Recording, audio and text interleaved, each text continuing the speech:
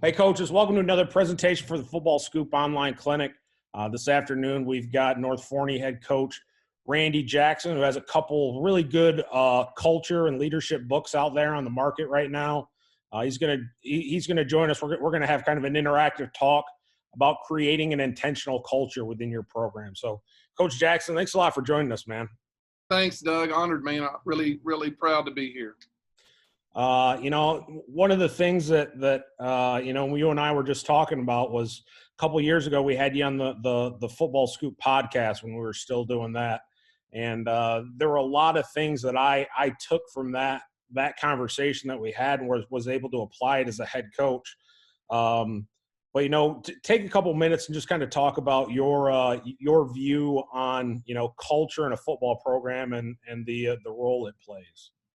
Well, I think for me, it's so many people out there are so good at X's and O's and scheme and all that stuff. And I know all that is important. I'm really proud of what we do offensively. I'm a no huddle guy, and I think all of that matters. But you can go to any state championship, like any same site state championship in the United States, and you're going to see every offense for the most part. I mean, you're just going to see different offenses and different defenses, and it's really how people go about doing things, and it's the standard that they create, and it's just the culture, and so I believe that Dabo Swinney and Nick Saban could both run just about any offense and defense, and they're still going to probably, be in the national championship game because of how they do it. So I think I stumbled upon this in 2010. I took a job in Mesquite, which is in East Dallas, and we were picking, ninth out of a 9-team district. And I took the job, and I really, for the first time in my life, really went on this. I'm going to try to brainwash them. And so I started telling them, I got the job in March, and I just started telling them every day we were going to make the playoffs and we were going to shock the world. And I started telling them how they were going to make a movie about us. And I mean, we had like 19 seniors in a school of 1,800, right? And so but those kids started believing, and I started printing fake articles about how we were going to lead the state in creating turnovers. And anyway, I think it was just my first time of why not, right? I mean, what are they going to do if none of this works? I mean, they're not going to come back and say, hey, coach, you lied to us or anything like that. I think we were just having a good time. And we went 12-3 that year and got beat in the state semifinals by 2 points. And it was unbelievable. I mean, we caught every break in the world. Don't get me wrong; it wasn't all about brainwashing them, but it all starts with that belief. So that was my first eye-opening of holy cow.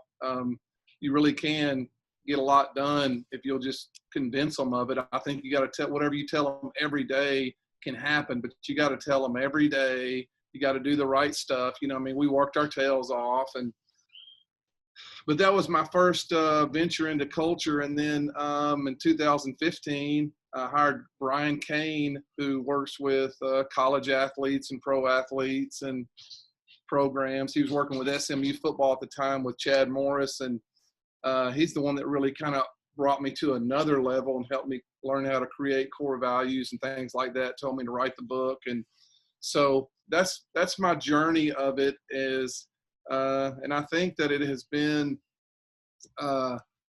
very rewarding, I guess, to feel like, it's intentional. Like when you come to North Forney, everything is on purpose, and the music plays for a reason. We have core values of the day. And so people that come to North Forney will tell me that it's a palpable culture. It's on, that they can feel it. And I always say this: call all your team up on a knee, have them sit in front of you and say, what's our program about?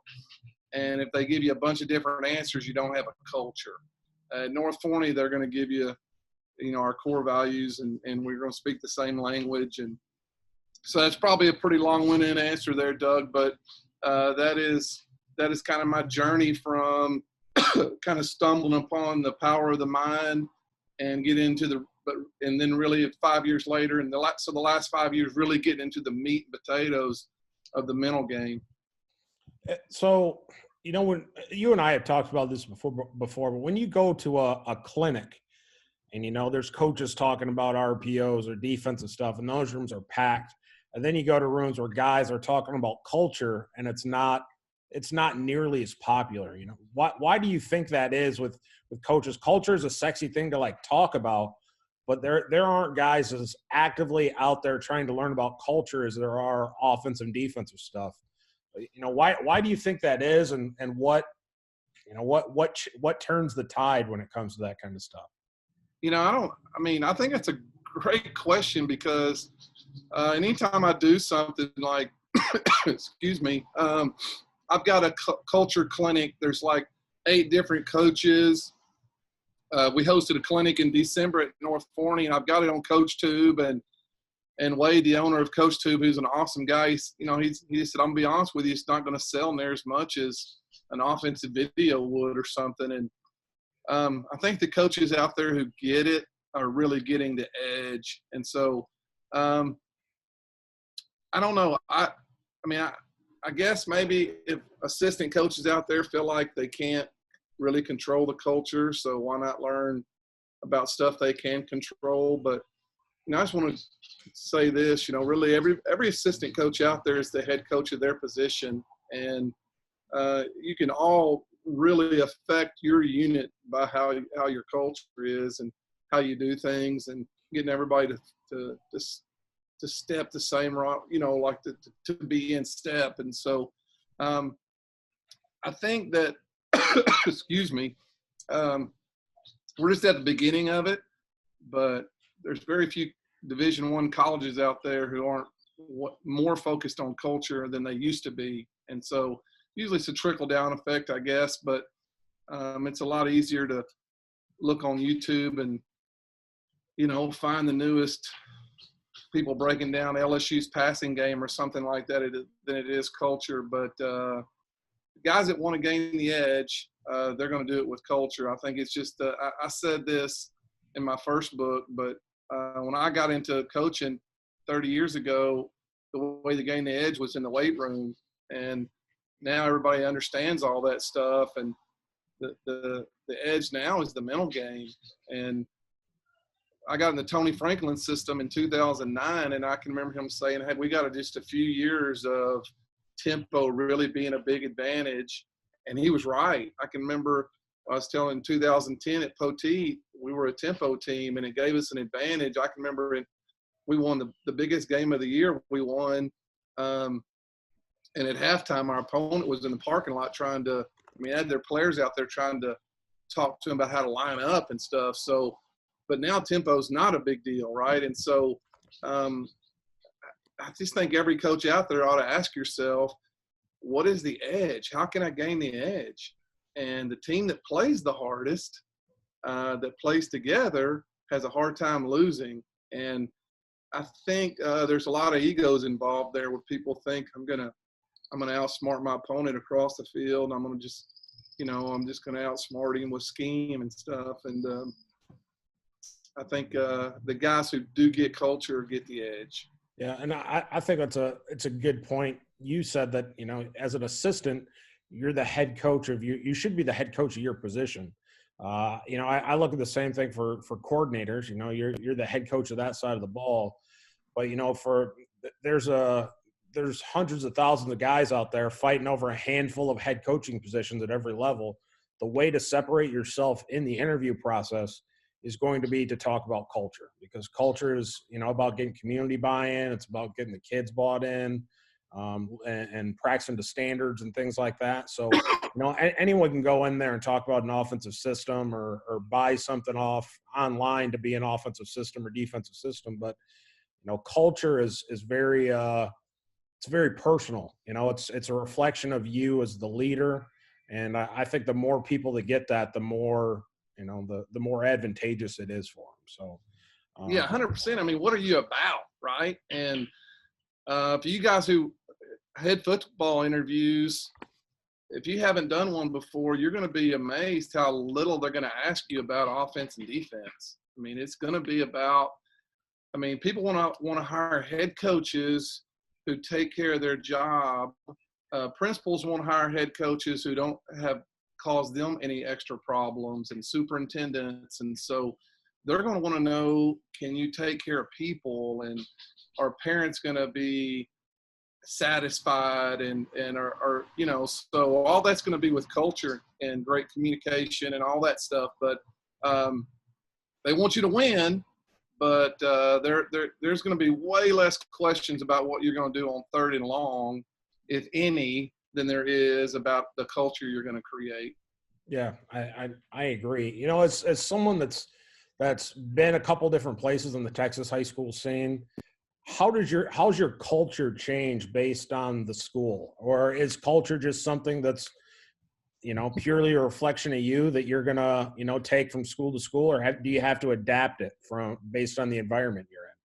Well, I think it depends really how bad you want to be somewhere, because I think that's a good question. It's like you have to go where you're the right fit. Mm-hmm. And for me, my culture is blue collar. Man, I don't want to be outworked. We're going to wrestle. We're going to do a lot of things like that I think give us an edge. The school I was at before this was in Grapevine, and it was a little bit different. It was around the airport. It was a little bit different, right? We had a wrestling team, and all those guys worked their tails off. But the parents were a little bit more involved, and parents thought that probably a little louder voice there. So when I ended up leaving there, now I'm on the east side of Dallas, back around the Mesquite area again.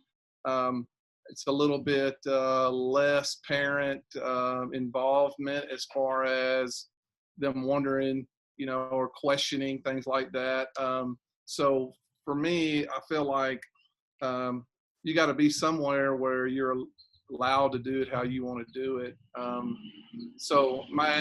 think what you have to ask yourself is, what's the most important to you, and will your admin allow you to do it, and do your parents are just the type of community you're in. So if you're going to have a blue collar culture, you probably need to be more of a little blue collar town. Yeah. So really, you know, the jobs you're interested in should be tailored to, you know, the culture that you want to create. It's really what you're getting at. And so I've been a head coach at too many schools, and that's the biggest lesson that I've learned. And I talk about that in chapter 1 of Culture Defeat Strategy is, if you're not a good fit there, then you're really wasting your time. You're going to be frustrated. So for me, like both my kids graduated from Grapevine High School, and I am extremely proud of that. It is an amazing school. They got a great education, but I'm a better fit for me personally on the east side of the Metroplex. I'm a better fit with the parents in Forney. I'm a better fit with the administration in Forney. And so I think that's what you really have to, for you guys that want to be a head coach, make sure that you're finding a place that you're a good fit, that the parents are your type of people, because those are the people who are going to decide, you know, like if no one can stay somewhere if people are complaining, things like that. And so you got to make sure you find some place that's a good fit for you. Yeah, that's great advice. So when I took the head coaching job at Comstock Park, one of the things that I did was I kind of reached into your bag of suggestions and the wheelbarrow, the Niagara Falls analogy, and I absolutely use that because I'm a big believer in that first impression with those kids is paramount. What advice do you have for, you know, first time coaches or even coordinators, you know, going into a new situation about that first impression and you know the role that culture plays in that? Yeah, you got to leave them. I mean, I think you get that first impression, that first chance to make an impression, and you have to hit a home run. So I've got a resource on my website that talks about it's called "You Got the Job, Now What?" And I've got clips in there of head coaches having their first meetings with their players, and so you can't leave any of that stuff to chance, right? You just can't go in there and say, "Hey, I'm Doug," or I'm Randy Jackson, and I'm gonna be your new coach. I mean, you have to prepare for it, and you have to give them a vision, how you're going to get there, and leave them with something positive. And I've got clips from Mike Leach to Matt Wells at Texas Tech, and Chad Morris when he took over at Arkansas. I mean, it's so you have to have a plan, right? And the great head coaches have a plan, and I think that anybody that's meeting their team for the first time, and like you said, if you're a coordinator, if you're the linebacker coach, is you have to have a plan. And I think when you meet your team for the first time, it's got to be, here's who I am, this is what I'm about, this is what we're going to be about, and this is how we're going to get there. And you leave them with something really positive. It's a big deal. They have to go home and tell their parents, this guy's the right guy for the job. And so you've got to make them think that you won the lottery. I always tell them that I chose them, that they didn't choose me, that none of the players had a vote in who their next head coach was going to be.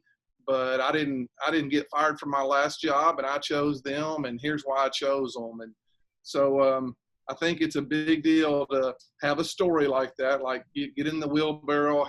Stories are something they'll always remember, and so I think you have to have a great story, and there's all kind of great ones out there. But get online, get on YouTube, and just type in head coach first meeting with team, and you'll see so many great examples. I love that. I think you and I have sent a couple, book or podcast recommendations back and forth over the years. What are some books or people that have kind of shaped your view on culture? Shoot. I know you mentioned, being able to work with Brian Cain was big. I know he's out there on social media quite a bit. So is there anything that pops up for you? Yeah, Brian Cain has been a big influence for me. There's a guy named James Leith, who is the mental coach for the Chicago Bulls. I would encourage anyone to research him, Leath, James Leith. I'm on the same podcast that I've got. I list these podcasts in my book, Culture Defeats Strategy too, but the Learning Leaders Show by Ryan Hawk, the Jocko podcast, the Joe Rogan podcast. I think for me, I get more out of non-football podcasts. So, I'm reading a book now. I'm just about done with it. It Takes What It Takes by Trevor Moawad. He is Russell Wilson's brain coach is what he calls himself. He's really good. So any of those guys, man, but the thing about it is now's the time where you can dive into and you can really research somebody. 5 years ago, I said, okay, I'm going to figure out everything that Pete Carroll does, and I'm going to just research. I'm going to read every article I can, and now's the time where people can do all this, and the technology is there to do it. So there's a lot of great resources out there. If you're going to spend 100% of your time just on the X's and O's, and you're probably not, or you wouldn't be listening to this, you need to try to find 20% of it at least to get in there and figure out who Brian Cain, James Leith, Trevor Moawad, those kind of people are. Yeah, I'm the same way. I'm not, I don't listen to a whole lot of football podcasts, but I think guys that think, or people that think about things in kind of an unconventional way, the Freakonomics guys, NPR has a number of podcasts that are, just kind of countercultural to the way traditional people think. And I think there's a lot of value in that from a football aspect. One of the books I'm reading that I wanted to share with you is The Power of Moments. I'm not sure if you've read that one yet. Absolutely incredible. And I'm only part of the way into it, but that's something that I would encourage people, watching and listening to add to their list. Just talks about how you can intentionally create moments that people remember forever. And it's got some of the stuff in there that I was doing at Ravenna that I really enjoyed. Like after wins, we had I had assistants go out and buy a can of Febreze spray, and we called it Win Spray, and it was gain scented. So after every win, and I knew we were going to be pretty good. I probably wouldn't have done it if we're going to win one game. But after every win, we'd all circle up and sing our song, and I'd get in the middle and spray that wind spray everywhere.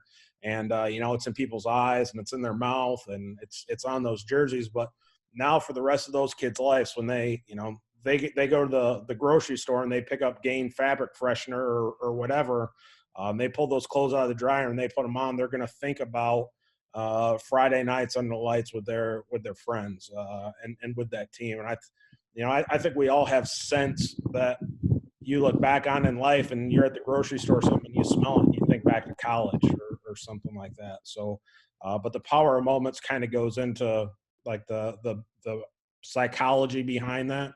And that's something I definitely put on your list for sure. So. Oh yeah, definitely. That I'll definitely check that out for sure. Yeah, I think you got to find something to.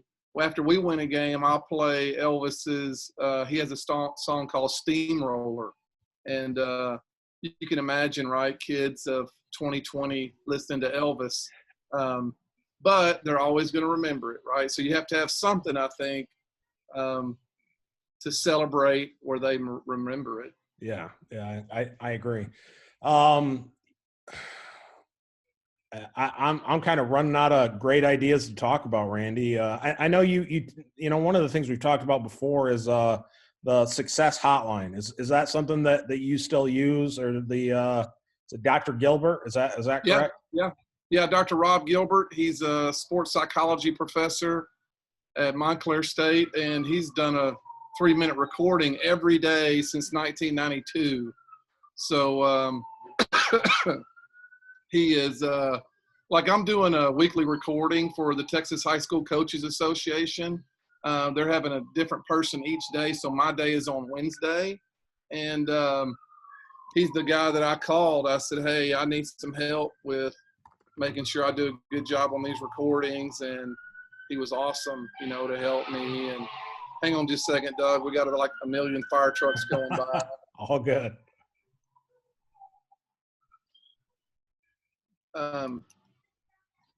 So I don't know if you want to, I don't know, we could talk about how we're doing it with our team or something. I don't know if that's any good for your listeners. Yeah. Hey, so one thing that just kind of popped up, and I thought about this because I was at a clinic this past off season where a coach was talking about he doesn't go into a job with core values. He meets the team a few times first and then tasks the team with coming up with their core values.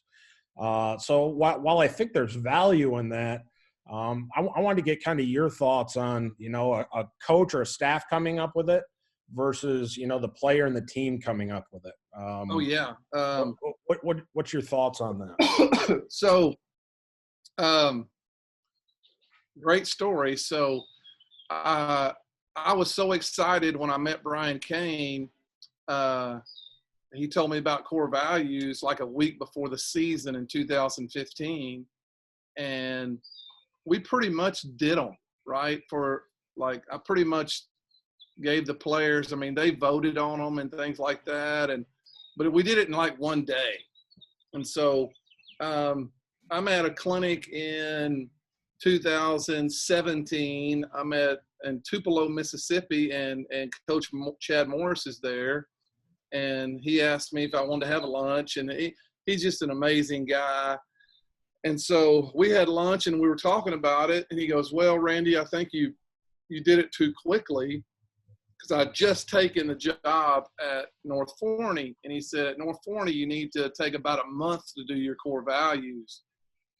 And so I said, really? And he goes, yeah. He said, so what you do is you meet with them for about a month, and you just meet with them, talk to them about things that are important to you. Basically, you lay the foundation for about a month, and then you let them do the core values, but it's going to be things that you've been talking to them about. So you're kind of planting the seed in a way. Yes. And he said, because there's really, and he's right, there really is no hurry. And so that's how I did it. I went in at North Forney, and man, I brought them some, like we talked about, everybody can relate to this probably, but you take over the new place and the locker room's nasty.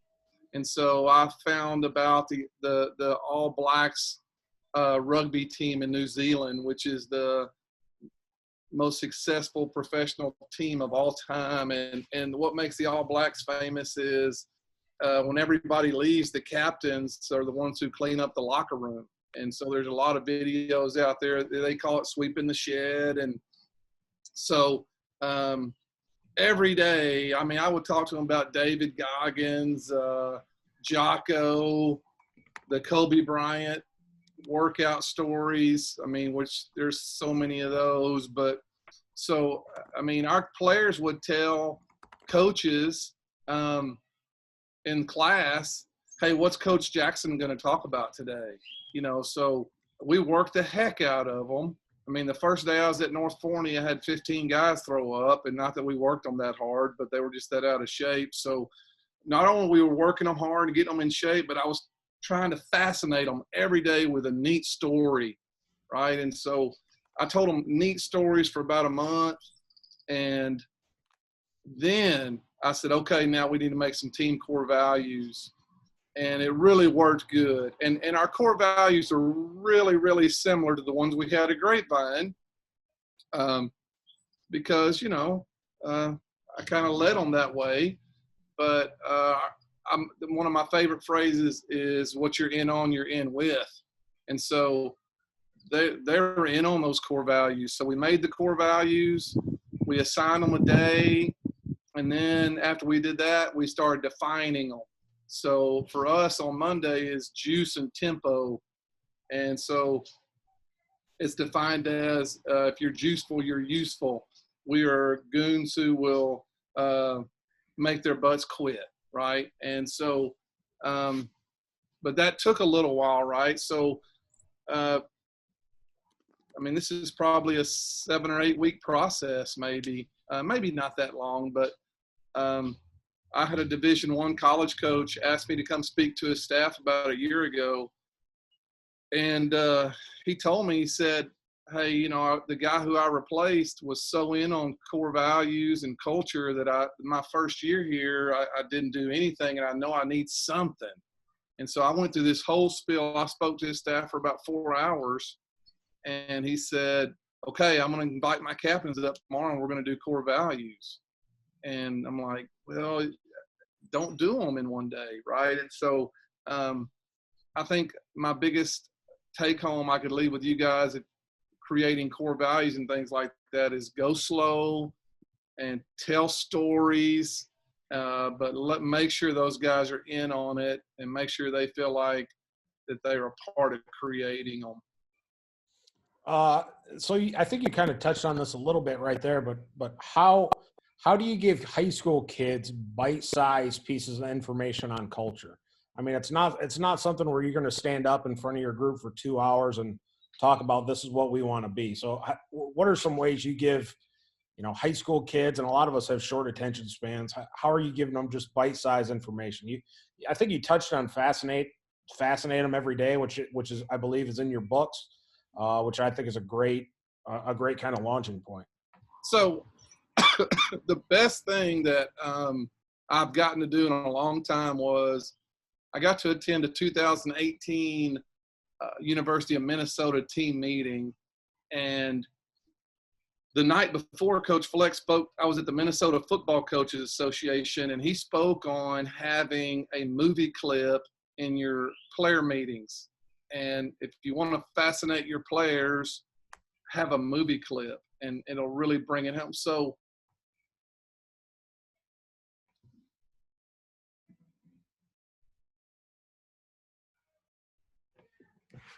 Coach, you froze up on us.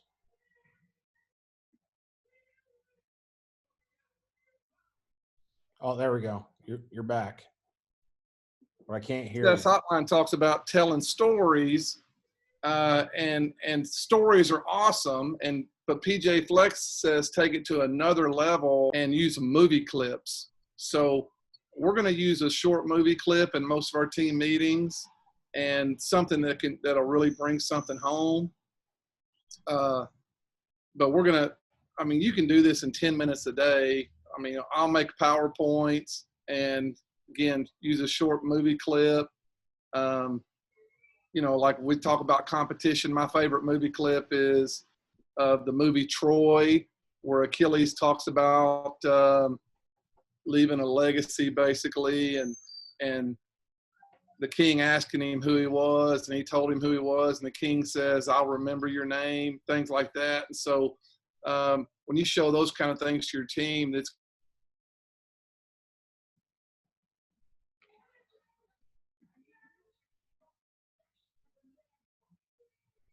Still there, Coach?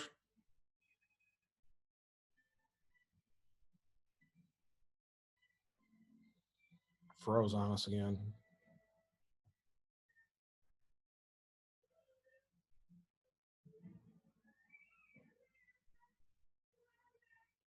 Can't see you, Coach Jackson.